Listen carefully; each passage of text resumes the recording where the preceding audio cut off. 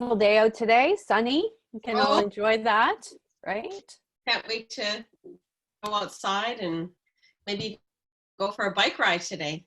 Yeah, that would be great, right? My kids will be playing with water balloons. If you hear some water against the glass, they're outside right now, so you might end up hearing the hose trying to wash the windows. Don't be surprised by that. Oh my gosh, I can't believe your kid went swimming in the lake yesterday. I saw your Facebook. Yes, they were trying to swim. It was freezing, so they jumped in once and got out, and then that was it. But yeah, we were in the paddle boat. We were kind of just enjoying as much as we could summer, and my kids love frog catching. I hate frogs. I have a thing about frogs, and they think it's fun to chase them with them. So we had definitely some outdoor activities. We had a PA day yesterday. I did a PA day, so we all just enjoyed it. I laughed when I saw that. I was like, I saw that too. I thought, do they have PA days? Oh my gosh. Every day. Yeah. Gosh. Boy. Yeah, those were great pictures. It's so nice having that social media, just to know it keeps you connected with everybody, and it's neat. Yeah, absolutely. Everyone saying hello, Sahela. Yeah. And although this is great, us being together this way, I sure miss our interaction of sitting beside each other. Oh, it's snowing. It's snowing in Alberta. Oh my gosh. Is that all? No. Yeah. Oh, I'm so sorry. We're very sorry.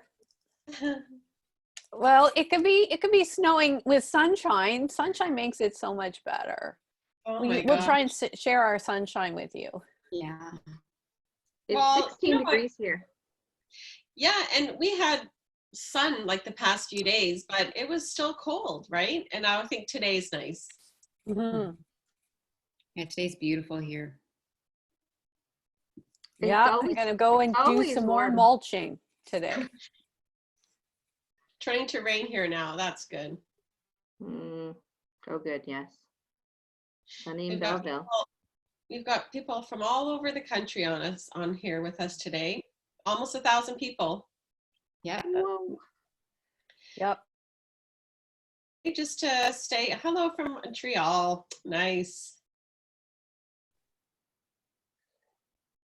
Victoria. Oh, hello, Sherry Wu from Victoria. There you go. Yeah. That's nice. It's a little earlier there. Right. 8 a.m. They're still sniffing coffee. Yeah. Not drinking Kathleen's concoction yet. Yeah. Hey. There's no alcohol in my, this is water.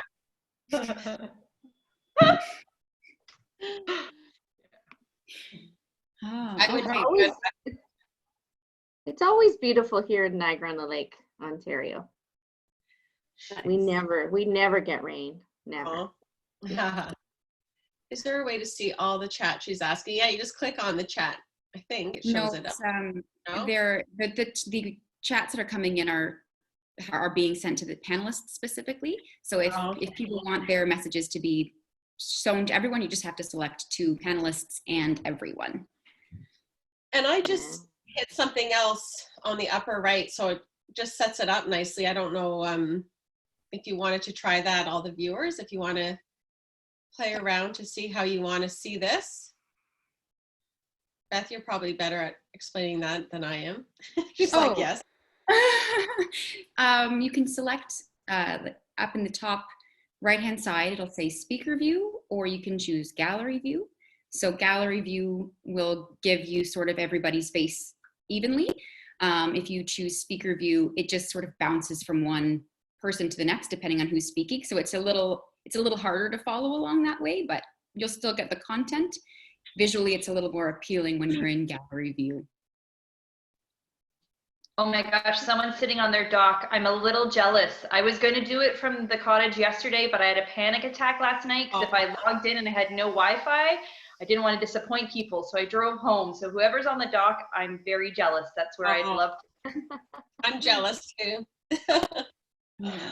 Carrie, when are you going to go back? I think sometime probably next week. My parents are up there right now. And for those, my parents and I have been co-isolating basically together. We live side by side. So I've been doing all the groceries for them and helping them out with things. So we're following all social distancing rules. We live physically next door to each other. So they're up there now and I was helping them open it up a bit and my kids had some fun. So probably sometime next week we'll head up again, have another PA day.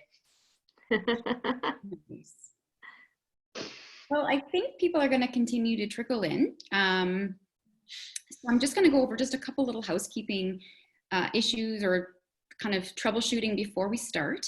So we're a big group today, which is wonderful. We have people from all over the country, which is so nice. And Dani is our guest today, and we're so excited for what we're going to talk about today. We love hearing from you. We love your comments and your feedback. So if you have something that you wanted to just say, like a comment, then you can use the chat function. For any questions, obviously with large groups like this, we try our very best to get to those questions. But if you have something you want to ask, it's best to use the Q&A function, just to sort of streamline it for us nicely. And with that, Kathleen, I'm going to hand it over to you. All right. Well, thank you everybody for joining us here. And thank you to Dani Botbyl. We're so happy to have you here. We've been dying to get you on. We want to get up close and personal with Dani Botbyl. So excited. So just before I get started, I just wanted to introduce Dani. I know probably everybody on here already knows you. And you've become quite the Instagram person. Like when you first started posting, you messaged me, Kath, I'm going to try Instagram. And I'm like, I'll help you as best as I can. Shared it on RDH. Now she's far surpassed us. And now I'm like, Dani, help me. Yeah, Instagram has absolutely taken off for me. So that's exciting. You have all the little cute little like very good responses and fun statements, and it's good. Well, you know, I have my manager is my 15-year-old daughter, so I have a lot of help. Oh, Perfect. Okay, I'm just going to read this. So Dani Botbyl is an educator, author, and researcher. Her journey as a registered dental hygienist began over 2 decades ago, where the use of HBE alongside ultrasonic procedures sparked a career dedicating to teaching the same skills to others. Dani is now a leading authority in ultrasonic education and serves as a national clinical educator with Dentsply Sirona, Canada.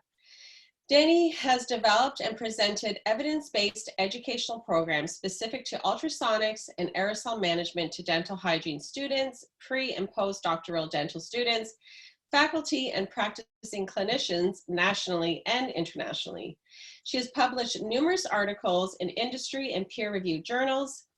Current research interests include educational preparedness of dental hygienists for ultrasonic instrumentation, with results guiding the adoption of her teaching methods around the world. Past appointments include a faculty position at Niagara College of Applied Arts and Technology in Welland, Ontario, Canada, Editor-in-Chief of Preventive Dentistry Canada, and Quality Assurance Assessor for the College of Dental Hygienists of Ontario. Dani resides in beautiful Niagara-on-the-Lake, Ontario, with her husband of 28 years, Scott, and her 16-year-old son, Devin, and 15-year-old daughter, Elise.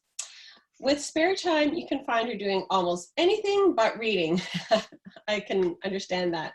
With bicycling and cooking at the top of her list of most enjoyable activities.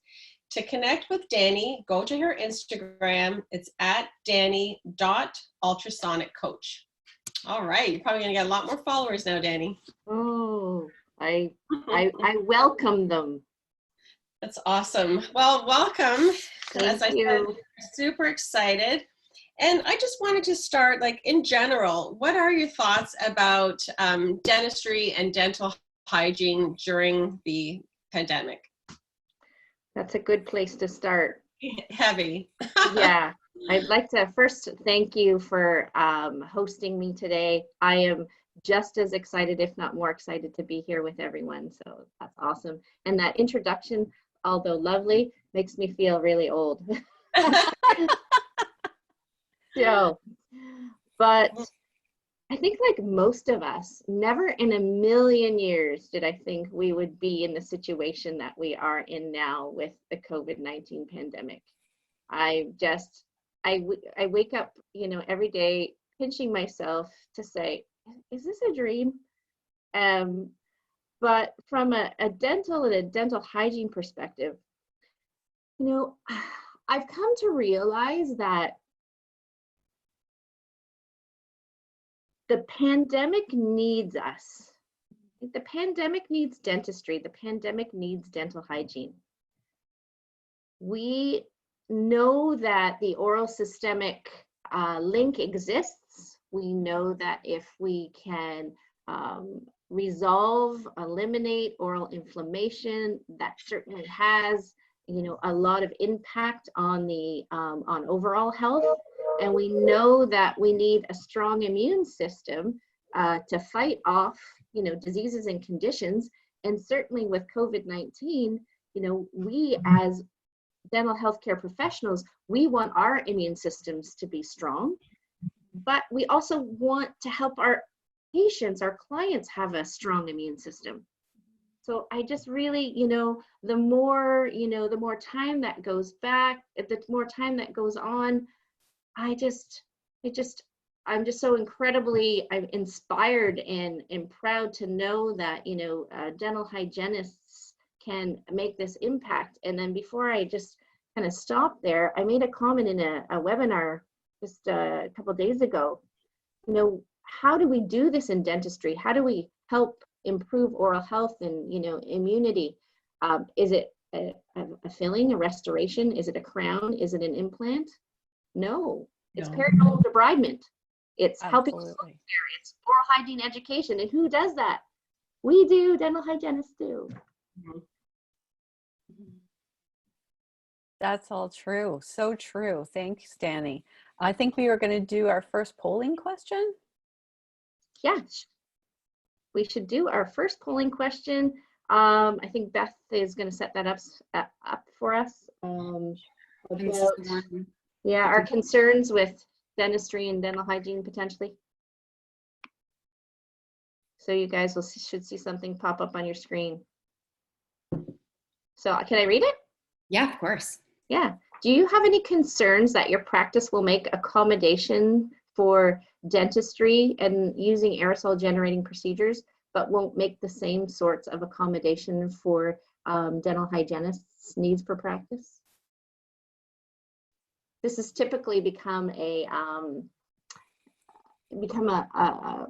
basis for a lot of questions that I'm getting. You know, yeah, in my office, I can see that, you know, dentistry is spending the time making the modifications that they need to practice dentistry, but not all hygienists feel that the same accommodations are being had for their side of the practice. So these are the results here, Dani. So 57% are saying yes, and 43% are saying no. Wow.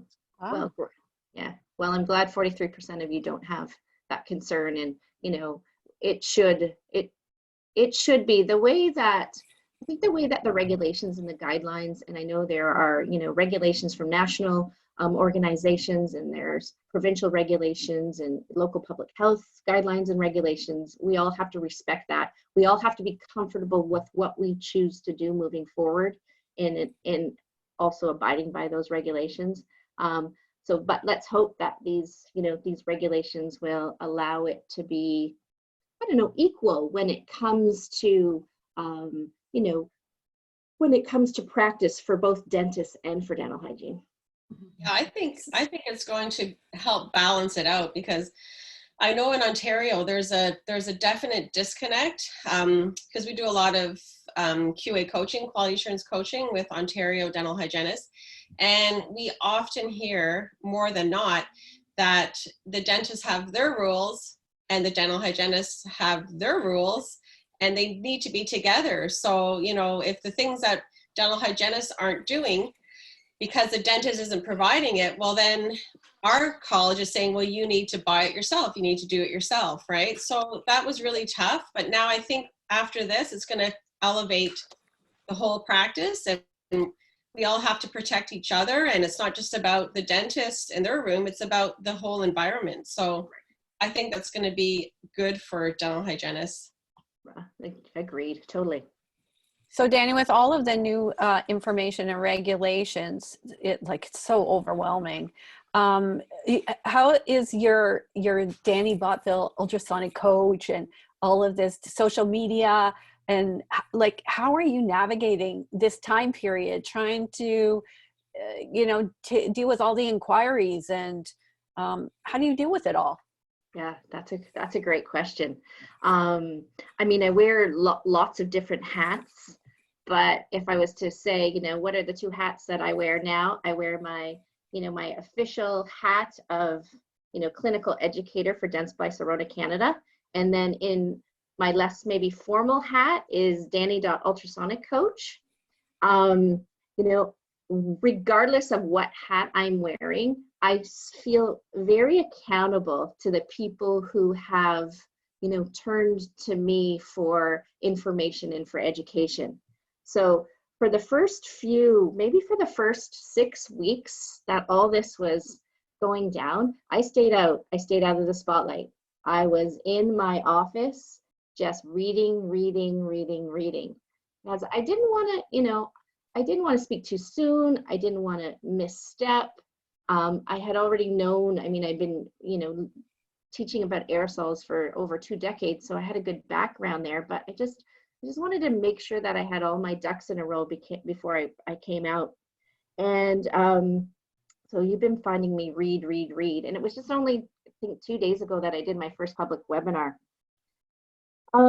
It's been very hard for me to navigate fact versus fiction, which, if that's what I'm paid to do, like I'm paid to wade through all of the information, and I spent hours and hours and hours and hours doing it. I can only imagine what it's like for, a dental hygienist, even though we've had some downtime, but just for, somebody who is not, doesn't have a position where they're paid to, go through all this information. Plus everything's been changing so quickly. But I would just like to share just this little comment that came out after a webinar earlier this week from one of the attendees, and I think this is probably, I think overall, if I can say, one of the best things that somebody has actually said to me in a really, really long time, and please don't take that the wrong way. I get a lot of love from a lot of people, and I thank you for that, but they posted and they said, I've seen so many of your presentations on multiple sites, fantastic speaker. And although you work for a brand, you are so trustworthy. So thank you so much. Totally true. Yeah. Excellent. I feel that I'm under, because I do have my position with Dentsply, I feel I'm under a little, maybe even more of a microscope, so again, I just want you all to know that, I just do the best possible job I can to get you the information that's the quality information. And, I go back to secondary references, primary references, and I really dig down deep so that, we can get you the information that you need and that you're asking for. Well, that was an excellent answer, and thank you for sharing that story with us, because that is totally true. And it's in when we look back at your contributions to Canadian hygiene, world hygiene, they are numerous. The amount of articles and great summaries that you've put together for us, and learning so that we can really understand it. And it's so wonderful we have you here. Yes. Yeah. We are very lucky. No, that's awesome. Hi, everyone. We're so happy to have you here and to be able to sort of pick your brain, ask questions that are coming in, and really just give support to the full dental hygiene profession. Because I think that's what we need right now, is for them to feel that they've got somewhere and people are supporting them. People are trying to deliver the information as it's coming out. And you're right, it's so hard to wade through all of the literature, and it becomes almost overwhelming, and it can become very consuming and affect us mentally and physically. And, you know, I think it's important to reach out to people like yourself who know it. You're going to give us a nice synopsis of what we need to know, and then we're going to go back and take that and put it into practice, because there's so many little, I don't know, ways you can chase this information. It can become very scary, and it is a scary situation. And so the elephant in the room, let's talk about that, because the elephant in the room is our ultrasonic. Like, you know, we are freaking out because we have to hand scale, we have to do all of this stuff. And, you know, what do you think? I know we don't have a crystal ball to know exactly what it's going to look like, but with all the literature you've done, with your knowledge and your background, where or what do you think the use of ultrasonics will be for us? I know, that's the $1 million question. Yeah. Well, first of all, ultrasonics is a standard of care. Yeah. Okay, so it is not, you know, it's not a fly-by-night technology that's, you know, just been around for, you know, a few years. There's been obviously a load of research behind ultrasonics. It's moved into, you know, a standard of care spotlight. You know, every one of us on this call today could list, you know, the many benefits to both clinicians, musculoskeletal benefits, and to the benefits of our patients and benefits to our clients as well. So it's not going to go away. Okay? It might be a little dim right now, dim because, you know, we're jockeying around our regulations and our guidelines. And as we learn more about, you know, COVID specifically, you know, we see every day regulations change. There are people providing ultrasonic instrumentation to clients, to patients right now as we speak. Okay? It's not a forbidden technology in every little part of, you know, every little part of this world. Okay? So, you know, slowly we're going to see parameters that will, you know, will allow the light to shine brighter again. You know, dental hygiene, dental high-speed handpieces are also a standard of care. Okay? And they are also, you know, top on the list for a technology that produces aerosols. You know, we're not going to see that, you know, fall by the wayside. So it's just going to take a little bit of toggling. But, you know, I'm confident that, you know, as we just, you know, push forward a little bit, we'll see some of the, you know, there's the do not use aerosols, aerosol generating procedures. There's the do not use ultrasonics, you know, use hand scaling. But there's also many regulations that say, you know, use your clinical judgment, what's best for the client. And if you need to choose an aerosol producing procedure, this is how you're going to protect yourself, your and your patient, your client. So yeah, with this pandemic, we're kind of like in an acute phase right now. So this is right.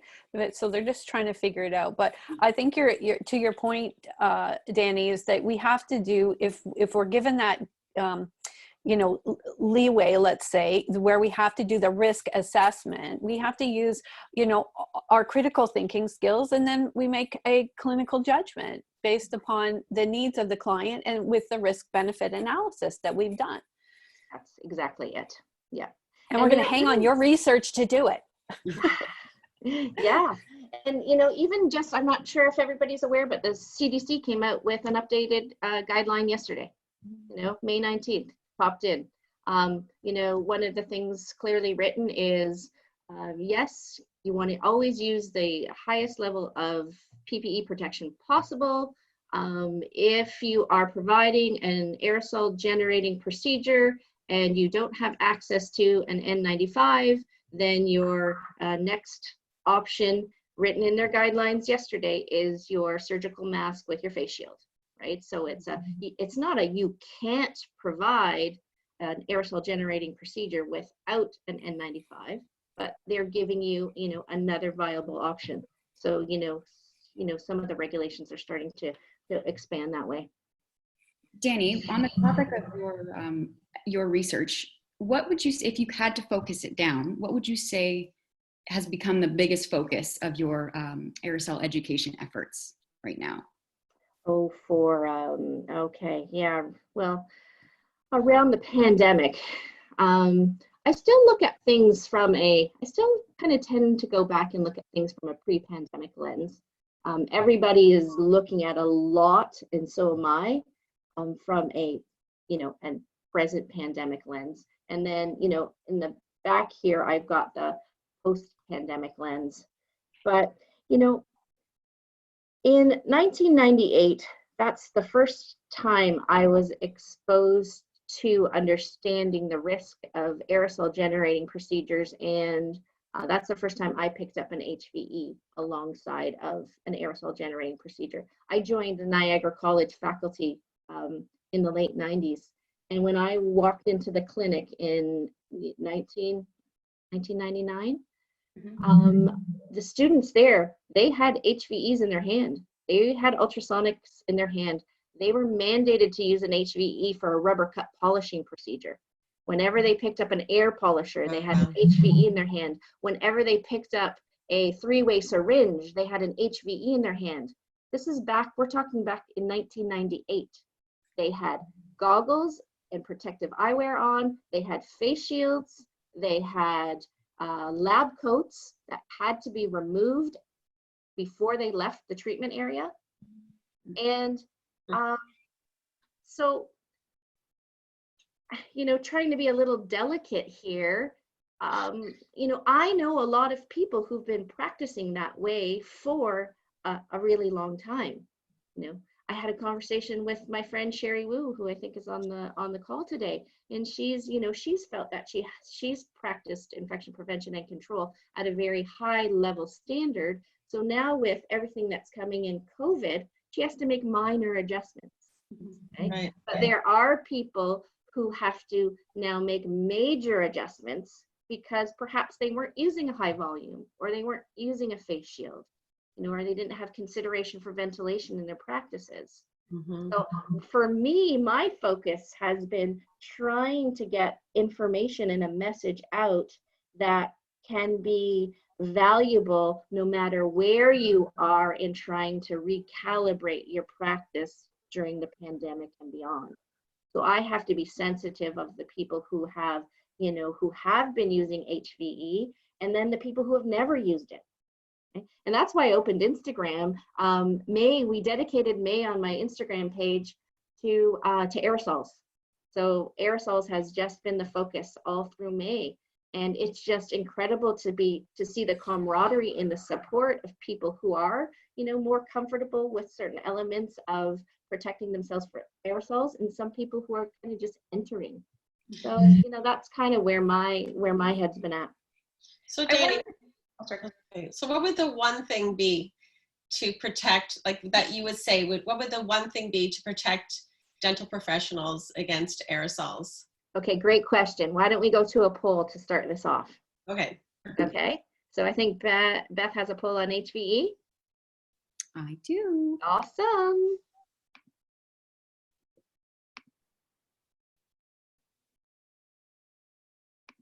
I will read it. And I was putting it out there, sorry. That's okay. Oh, a couple questions. So did you use HVE in clinical practice before the pandemic? And do you now use it, or will you start using it when you go back to your clinical practice? I love this question. And these are all anonymous, so nobody can see who's answering, so, right? Right. Yep, we only see the number of people who participate. So let's get it high, high, high. It helps me. Understanding the needs. I mean, just as all of us on the panel, the more we understand the needs of the people we're in front of, the better we can help position to assist. All right, I'm excited. Here we go. You should see the results. Cool. Hey, I'm going to say this is another elephant in the room, but it's kind of my elephant. Those of you, and I know many of you have probably been to a Dani Botbyl, lecture or hands-on workshop.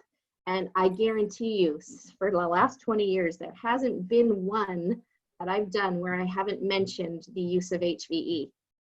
And prior to the pandemic, I had a lot of people look at me like I had two heads, right? Because There is a learning curve around it, absolutely. If you've never used one, you can't pick one up and go into practice and, you know, within a couple days, you know, feel extremely comfortable with it. There's a learning curve to it, but if you break it down and you take little bits, then, you know, you'll get better, you know, week over week over week, and ultimately you won't be able to, you know, you won't be able to work without it.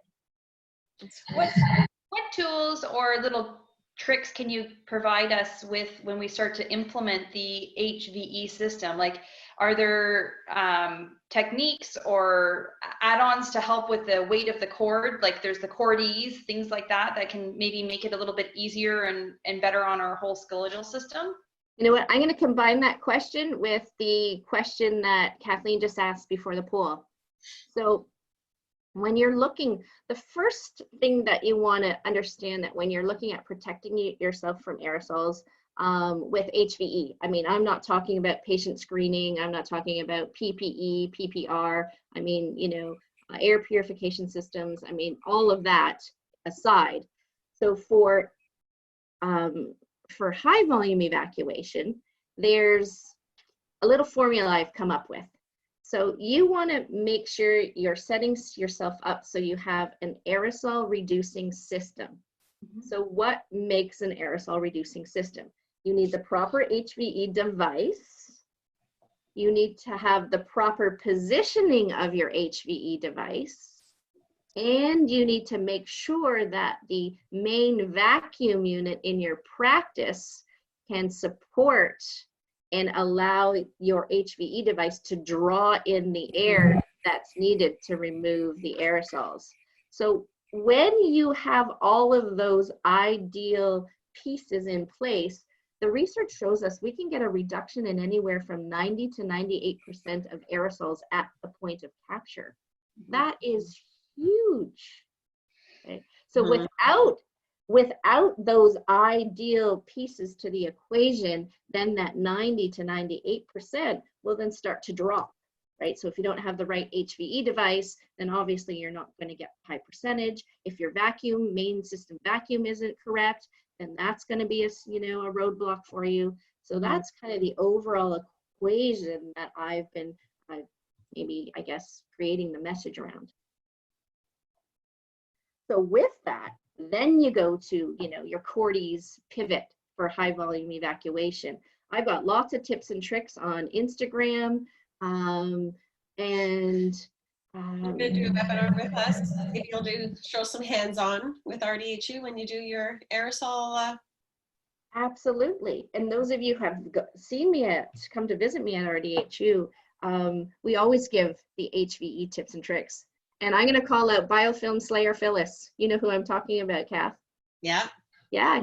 Biofilm Slayer Phyllis was a graduate of the Ultrasonic Excellence series, the last one we completed at the end of 2019. And one of her key takeaways was being able to go back to practice because of the education she received through RDHU to be comfortable using her HVE. That's awesome. Yeah, I can't wait to get back. Yeah, I can't wait to get back either. I think we're gonna do, Kath, we'll have to do like a just a hands-on course on how to position yourself and use HVE. Yeah, for sure. I'm in there. I think that's going to be needed. There's a lot of concern around how do you hold everything and make it work comfortably, right? Lots of questions coming in about that kind of thing. You know, I am not, guys, I'm not insensitive to the fact that as a single person operator, you know, it is it's challenging and there's a learning curve there. And I think our next poll question might even be a good barometer of what's to come with the RDH assisted model. So I'm gonna get Beth to pull up another poll question. I'm on it. All right. Last one, I think we have the last poll question.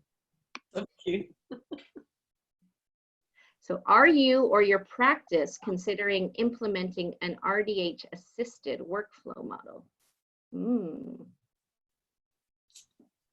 Truth be told, I used this question on my Instagram a couple weeks ago. It's a good question. Mhm. I'll see what the answers are, but I was so super surprised at the answers that came out of the Instagram poll. Yeah. Yeah. Well, So let's see if let's it's Let's surprised. see. Yeah. Okay, I'm going to give it 10 seconds. Still some Okay. action. I mean, it's an option. I worked RDH assisted for a couple years. It comes with its pros and cons. And, you know, if you're going to work that way, I'll certainly have a little bit of advice for you, but let's see what the answers are. Okay. So a little less than my Instagram poll was more 50-50. Really? Oh, really? Yeah, I was expecting mine to look like this. When it showed up 50-50, I was surprised. I feel like assisted hygiene, that additional is really accepted in the US, but I don't feel like it's the same here in Canada. And I really see when I'm working with offices or talking with people, I feel like it's really heavy-handed in the US and it hasn't made its way with as much strength up here. Right. And to further that, I've done some work with ultrasonics in Europe. And when I make a comment that in Canada, hygienists work independently without an assistant, they go bananas because no dental hygienist in Europe works without an assistant. Yeah. Now, mind you, there are certain countries that don't have dental hygiene in Europe as a discipline, but those that do, they are assisted. So maybe this is a little bit of a push for that. If you are going to be a single person operator requiring to use a handheld evacuation device, and let me mention and there'll be a way for you to get more information on this, because I'm going to just put out a blanket statement right now, but I can back it up wholeheartedly. That HVE device in your hand needs to be a device that has a single opening of 8 millimeters or greater.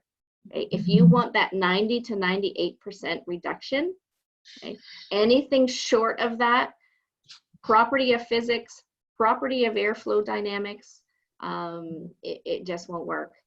I have shout out to a couple of friends, not Beth Parks, although you are my friend, but Beth and Tim. We have done in the background for a paper that we're writing, interviewed airflow dynamic specialists, physicists, authors of and investigators of aerosol reduction studies, HVAC experts, engineers, all to find out more information on airflow dynamics and why is it that you get the 90 to the 98% with a certain equation, and other devices can't give you that. So you can't blame me. It's the science, it's the physics around it. I was never strong with physics. I don't know about you guys. I went into hygiene because I wasn't a great math student. Yeah, I can relate to that. Dani, can I just ask you, there's just been a couple of comments. Do you want to just give us a little bit more information on what you mean when you say the hygiene assisted model? I'm assuming you mean help with overall, high volume evacuation. We're not talking about leaving the room and letting them take over the propane. Yeah, Okay. Could you elaborate a little bit on that? So definitely. So there was my little bit of advice from what I did. So let me tell you, so my practice was set up initially to have me assisted practically in every facet of dental hygiene possible. So I didn't dismiss the client. I didn't, update the medical history, although I reviewed it. Ultimately, I was responsible for that. I did very little radiographs. Anything that the assistant could do, they did. So what ended up happening to me in our practice was over those first few months that we integrated it, all I felt like was a scaling machine, right? I was just a debridement machine. I just went in, I sat down, I debrided. I felt, first of all, it became very taxing on my body, even though, I was implementing some ultrasonics at the time, but I felt I lost a lot of, rapport with the client, and, my skills weren't being honed in other areas. So we quickly made adjustments in the office so that I took over more of the scope of dental hygiene and it was more balanced between myself and the assistant, because I didn't like the first model. So to your point, Beth, I think that a dental hygiene assisted model can be a variety of things. It might just be to have an assistant come in and help with managing an HVE system, an HVE device. Probing. Probing, or it can be expansive to have assisting with other devices. Like, let's face it here, okay? Periodontal debridement, scaling, root planning, however you want to, call it, it's a money maker for our practices. If I can charge if I can be more productive because I have an assistant who's helping me evacuate, and that's reflective, that's not only in the best interest of the client's health, but if that's reflective for the economics of the practice, then that dental assistant is going to be paid for, in no time. Yeah, I had, when I was practicing in Kingston, Deb Stacy, she has her own independent practice now, but I was working with Dr. Chestnut, and I was with them for 3 years, from 93 to 96. And we had the assisted model, and it was fantastic. It just, the day flowed well. The stress was off. It was just nice to have that person who was there to help you in every aspect: clean the room, tear down the room, set up the room, take the x-rays, suction, chart, like all things. And basically, you have your own assistant. And I think things are going to change big time. So that normal model that we had prior to COVID, which I know we're going to talk more about next week, but that whole model is going to change. It's not going to be the normal. I saw someone with the chat say, I don't see them all, but I see ones coming up, but just about the time, we're not going to have the time, but we're going to have a bit more time because of the in-between tearing down the room, right? So if you're in one room and then someone's taking care of all that, and then you go into the next room, that might be the new norm for us, right? Depending on how you're set up. I think once we get a sense of, just for those of you who aren't back to work yet, if you look at just the workflow, how the workflow is going to change around donning and doffing PPE alone. Like, you're not coming into the treatment room with the client anymore without full mask, goggles, and face shield. You have to put that on before you come in, right? So just with some of the changes in how you're going to don and doff, it really is going to, there's going to be a switch in workflow models, assisted or, not assisted. This is where, the light bulbs are going to start to, flick on, and people like, Kathleen, who are, into empowerment and workflow and, being the best. We're going to see a lot of different suggestions come out of that. And I think ultimately, once we get through this initial dim period, where there should be some improvements here to stay. Yeah. It'll be good. And then also the appointment's going to become a medical appointment, right? Right. It's not just the typical, I'm going in for a clean. It's going to be a big deal for people to have their teeth done. Oh my gosh, I have to say this. Okay. So if you, as a dental hygienist, if you in your office have not yet been talking about inflammation and the oral systemic link and strong immunity to the level that you would like to have the conversations with your clients, now is the time. Yes. Now is the time to turn it medical. Absolutely. Yeah. Hence, we have that webinar, Nourishing Your Relationships, right? I've done 3 of them now.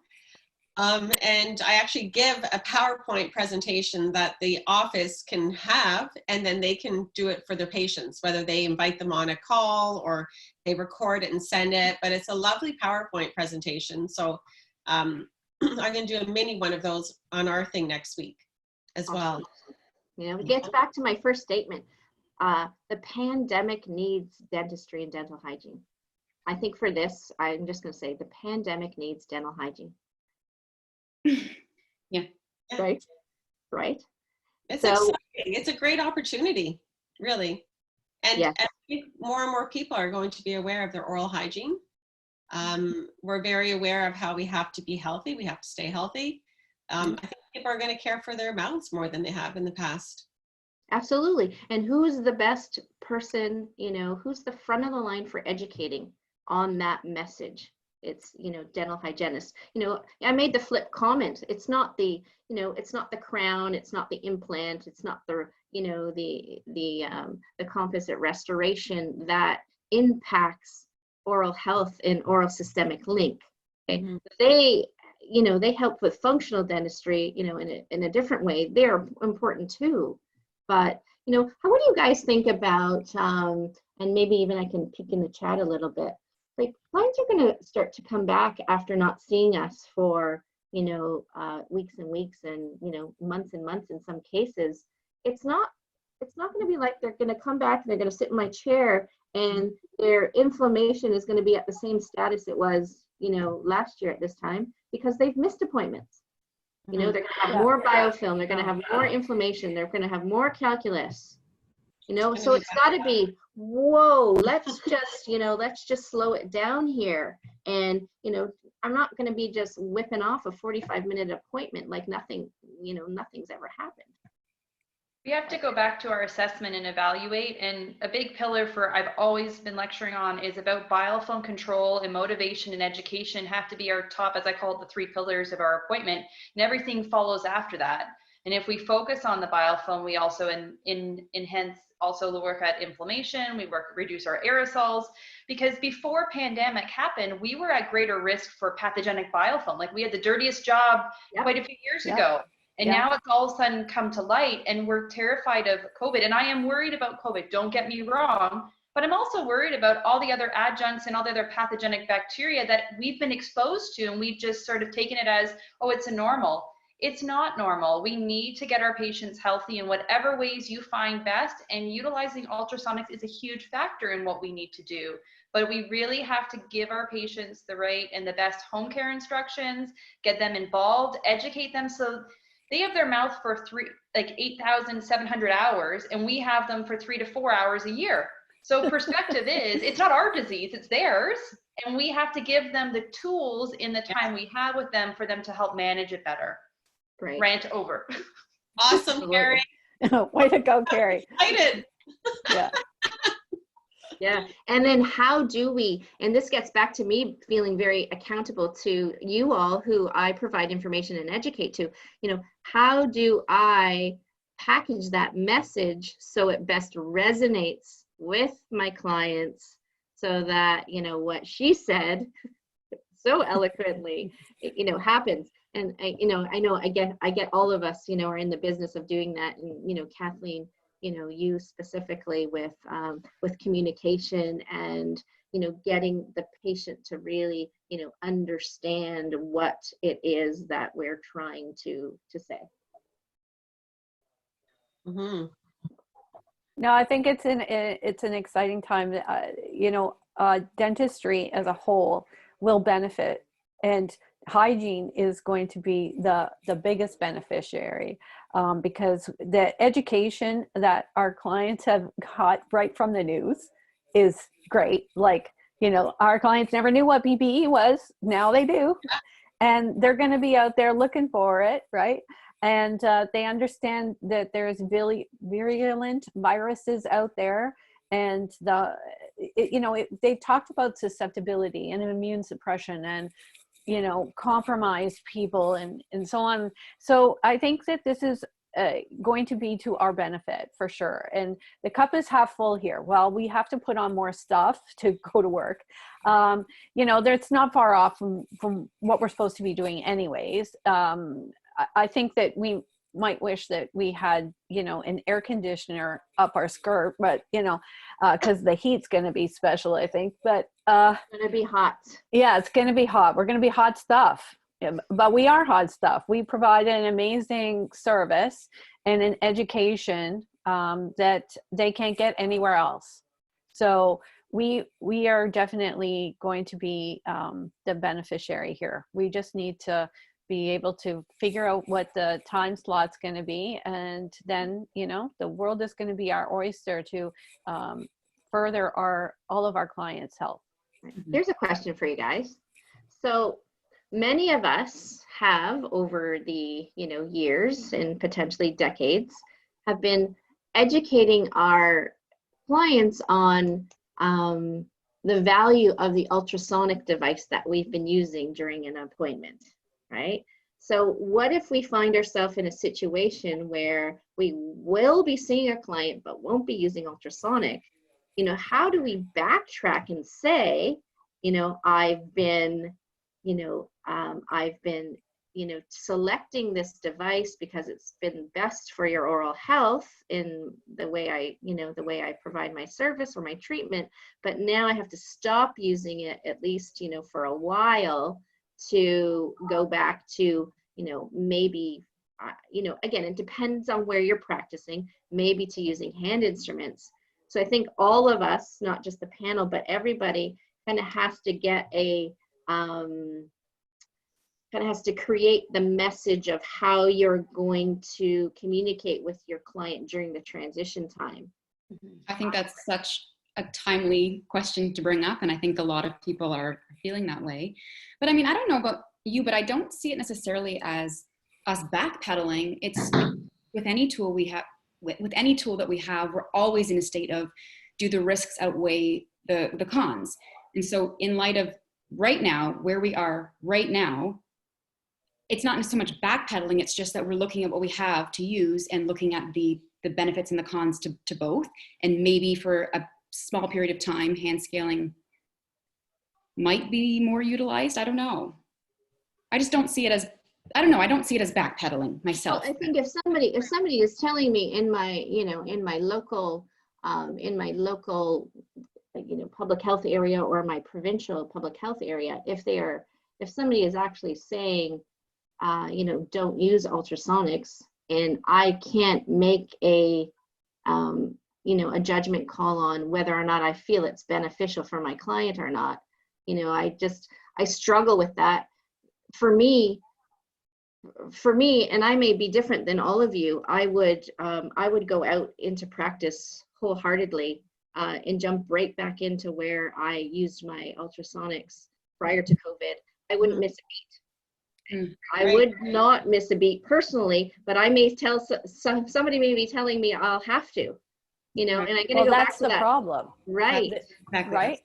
Yeah. It's that this is what I'm allowed to use. That's not what I would, that's not what I want to use, and it's just like, now I'm, you're thinking, okay, so like, even to just to provide simple care we have our hands tied.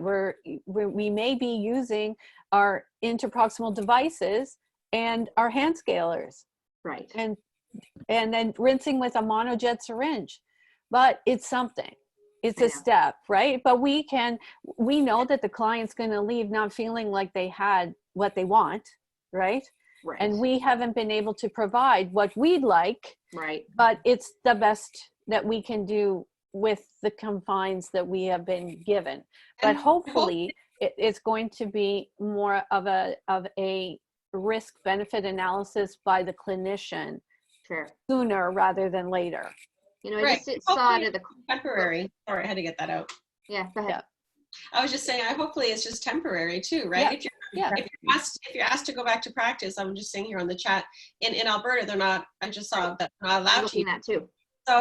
So really, like, is this forever? No, but it's for the current situation, right? So what Beth was saying, I agree with that.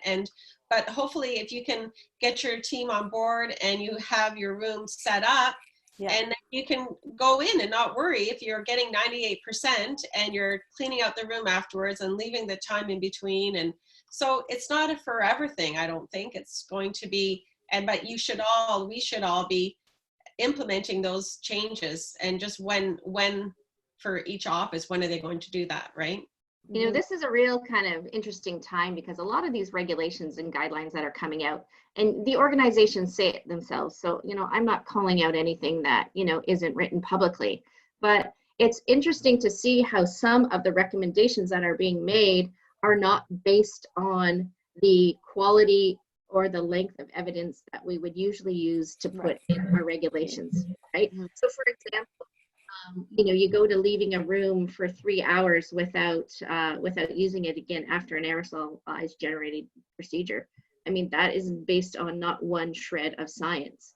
I don't know. So many of us look to that JAMA article. The JAMA article that talks specifically about COVID, how long it lasts on plastic, how long it lasts on, copper, how long it can last on cardboard, how many viruses, can stay in the air at any given time for how long. Well, that was done in a very controlled laboratory environment where they used a sample size of virus numbers that wouldn't be reflected of what you would see in everyday life. So the critics of that JAMA study, are saying, well, if you look at the study, it's not indicative of what it would be like in your house or the dental office or on the subway, yet the media gets hold of it and it's been, exploded, but not maybe indicative of, what dentistry and dental hygiene would be in, any given normal day, even with COVID as the virus. So what advice can you guys give me? Because when I go back to clinic, we're going to have patients that come in and we can say, now we've gone through this and we can use ultrasonics. So let's say we're able to, but there might be some of those clients that come in and say, I don't want it. It's producing aerosols. You're putting me at greater risk. What tools can you give, or how might you guys handle that situation? Okay, I want to, we've been talking about Alberta. So Alberta can't use ultrasonics. So if you go to the College of Registered Dental Hygienists of Alberta return to work guidelines that are, they're interim right now. What is on the list of, they advise against aerosol generating procedures. What is on that list? Ultrasonics, high-speed handpiece, slow-speed handpiece, prophy, pit and fissure sealants, laser, intraoral radiographs, impressions, whitening, all on the list of what produces an aerosol. How does that make you guys feel? Oh my gosh, what can I do? Brush teeth? That's going to produce. Flushing a toilet creates an aerosol. Well, ladies, can I just say, we have 5 minutes. And no! I just want to say that we are doing, next week, we have a special event. So if you're on here today, you're hearing it first. And it is a free event. A free event Over again? all the time. And this is free and that is free. Which we're really happy to be able to share this with everybody. So we're doing, it's called Empower Yourself to Take Your Workplace Back. And it's Thursday, May 28th from 12 to 2 Eastern Standard Time. It is a free event. We're going to have Dani from 12 to 1, up close and personal with aerosols. And then myself for 1 to 1:30 about nourishing relationships. So this is what Dani was talking about earlier. And Caring Comes Home, that's the title. And then we have surprise panelists guests. And guess who it is? RDH View. For till 2. So we're so excited. And so, and we have gifts, right? There's going to be gifts, which is, this one's very cool. The PureVac HVE system, which is currently sold out. So we're giving one away. So we just will figure out how we're going to select the winners. We're doing the PureVac system. And then there's a Practice Protect bundle, which has flash tips, disposable syringe tips, PureVac evacuation system cleaner, Assure Plus pouches, and Research instrument cleaning solution. And then the next one is going to be your very own oral essentials kit. So it's going to have the power brush, the rinse, all the aids in your own kit, which is a value of $300. So I'm not sure how much the other values are, but it's a lot. And then also we're going to do the bamboo beanie cap from RDHU. And Anna-Louise, we're going to send you another one because Anna-Louise wears hers out grocery shopping. So I asked, I do. send Anna-Louise another one. I have mine. 1 second. I had mine. I wore mine in the hot tub last night. They are fantastic. I don't have a shower cap. So. We should all have them on next week. Oh, I want that color. That's so pretty. Look at you. I have too much of this, but Oh, you're so beautiful. That's so pretty. Like, and then you can wear your disposable cap over On top. top, yeah. It's bamboo, so you're not going to be sweating. You're not going to feel gross in the other. Oh, look at how gorgeous! I know, she looks great. I'd put that on. I look Stop it. terrible. They were sold out, and we have another order. They just came yesterday, and already more than half are sold out. But you can get them on the RDHU website. We have the colors that we ordered and everything, so just go on there and you can get them. And Beth, what kind of cap was that? That's RDHU. It's a beanie cap. It's bamboo. Yes, the simple. Antifungal, antibacterial. Yeah, Yeah. I think it's the same as mine. Yeah. Yeah. Sure, 5. That's nice. Yeah, and that way, like Anne-Louise says, like she's putting her disposable cap over top. But anyway, that's one of the gifts. So if you go to, we are going to send an email out like right after this, so you can even just wait and go, or you can go to www.rdhu.ca/empower, EMPOWER. And then you'll get access to the Zoom right away, okay? And that is the course that we were talking about, that we mentioned about next week. So it's about empowering you to get back to your practice. What can you do to prepare so that you go back feeling really great, and that you can take control of your own practice. And then I'm doing some things about caring from home with Crescent OB, things that we can help you implement into your practice. Some social media strategies and that sort of thing. Okay.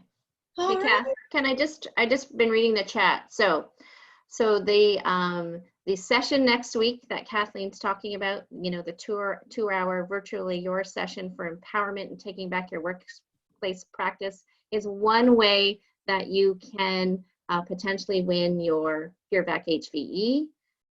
I've got a giveaway on my Instagram right now for the PureVac HVE, Dani.ultrasonic-coach. So if you go to Dani's Instagram, you'll see my last post talks all about the giveaway. It's been going bananas. I probably will give another one away before the end of May because I have 3. So 2 for Dani, 1 for RDHU. Okay. And then all the scientific questions and all the information that's been coming in through the chat, that's all going to be answered next week in the Up Close and Personal webinar.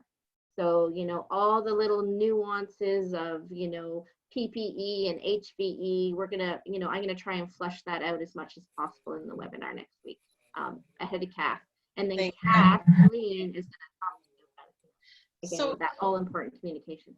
that's awesome. And then Beth, can you post it so everybody can see it? Because I can just see, I posted it to panelists and Linda, but I didn't post it to everybody. It's the www.rdhu.ca/empower. And this is brought to you by Dentsply Sirona, Creston Oral B, and RDHU. And the RDH view. Oh my God, it's been so awesome to be on with everybody today. It was The great. highlight, Oh, thanks, highlight Dani. of my last 8 weeks. Yeah. Well, thank you for all the tidbits of knowledge for everybody that's joined us. It's been nice. Our webinars are growing in population. It's been kind of surreal for all of us, and it's been really, we've been talking always, we have a little chat before we get on, and it's been really nice for us to connect with all of you guys because you guys are helping us want to keep doing this. So Dani, I really thank you so much for taking the time to join us today. Next week is going to be a blast. You don't want to miss it. And if anyone missed this recording or missed this session and wants to watch it again, it will be up on the RDHU website. So you can always watch it again that way. And Beth, can you remind them again, how do they get their certificates and the quiz? Just because that's a lot of questions that are thinking right now. Yes, for sure. So that is going to be mailed to you. So emailed to you. You're going to get a link to a short quiz you need to fill out, and then the certificate will follow that. If you have any trouble, once we get this all organized, you will be able to access this and the quiz through the RDHU website. We have a down menu that you'll find the RDH view specifically on the RDHU website. And we do have a separate portal coming. It's ready. It just needs to go through some testing, and then all this will be on your own portal. So you can have access to instant RDH view shows, and then the quizzes will be right on there and the certificate automatically generated. So it'll streamline everything nicely, and that'll be the next thing that we launch. For sure. And then just so everybody's aware too, I say this every single time, Hotmail accounts, sometimes even Gmail, often what's happening is the emails are landing in your junk folders. But more than just junk folders, certain email accounts will have promotional folders, other folders. So just if you haven't seen the email, look through some of those folders first, because chances are it's landed in there. Can I add? Hotmail, Hotmail, it's not even going into a folder. It is actually a big red bounce. So you're not even getting them. So there's some people that say, hey, Kathleen, I love your On Track Tuesday, but I didn't get them this week. I didn't get them last week. So I'm manually like sending it to them. So I know if you have Hotmail, you might want to create a Gmail account, because Hotmail is bad. And it's not just with us, it's with a lot of companies, and it's not even going in a folder. It is actually bouncing. And I go into the account and I can see a big red ball, and it just shows that that didn't even go near that person. So if you do change your email, let us know and we'll update it on our end. Yes, we have not forgotten about you. So I don't want anyone thinking that we are, not sending you things. It's just we are limited sometimes with the technology, and Hotmail does not seem to like anybody right now. All right. Well, thanks, Dani, and I look forward to your presentation next week as well. And we have a fun day ahead of us next week. Yeah. Absolutely. Yeah. It's gonna be awesome. Super excited too. Thank you, everybody, for joining us, and enjoy this lovely sun if you're in Ontario, and go tobogganing if you're if you're with the snow. Raining in Alberta now, thankfully. Okay. Thank you, ladies. Thanks, everybody. Thank you. Take care. A couple little last minute questions coming in about will the quiz come right away? These things just take us a little bit of time to put together, so just be patient. It won't be automatically as soon as I hit end, it won't automatically come out, but it will come to you. Give us maybe another day before you start worrying, but it will come, okay? All right, signing off. Bye. Bye.